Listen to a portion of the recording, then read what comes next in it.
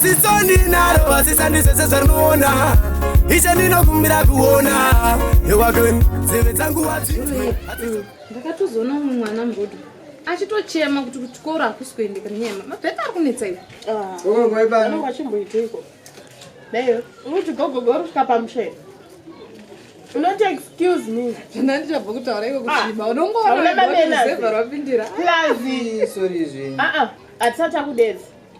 handisi tinotanga takudedza mutemo wepanapa ndizvoka tichingomsevha zvatopera ngomusevha yabuda autobebetirapo anditoyosona chitupa ibva ndipe marisiti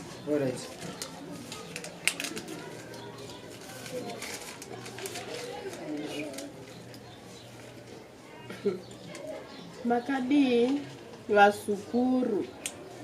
uyo muzukuru wangu anonzi Goronga akazvarirwa mumba mugore rebvaugara vamugabe baba vake vainzi Sona uye vainzi ndevekwenyu ikoko Harare kunonjanja vakanga vauya kuzoona mupostori kumaware saka hatina kukwanisa vakashanya vakadzoka mupeiwo chitupa betonaka ndiro rakapenga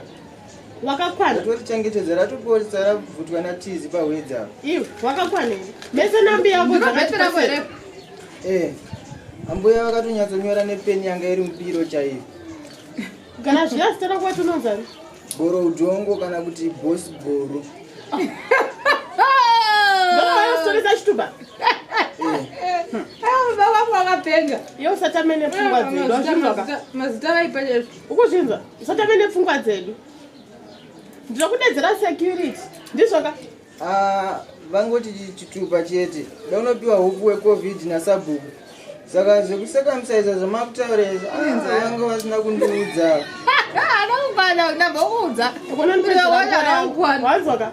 iwe sanipedzere ena unoudza ambuya vako vatanga kutoresa bheti ichi hachishandi pano pazvitupa izvi unotofanira watanga waona bheti first wozouya kuno kuzvitupa wazvinzwa asi handimaverenga tsamba yacho here iwe tsamba yambuya vako hainobva kuna purezidendi nyange kuna purezidendi hatikupi chitupa usina bheti unotanga nebheti certificate then wozoita chitupa wanzwa tibuda titori nevanhu vatori kuda kupinda vanototipa madhira ari nani anotoita kuti tikwanisa unoisa chikafu patebho umboko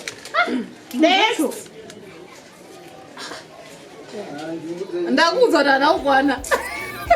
neko dzega dzega zvanobva umazizeva zvakavavambirikani nanonzi Goronga bosgoro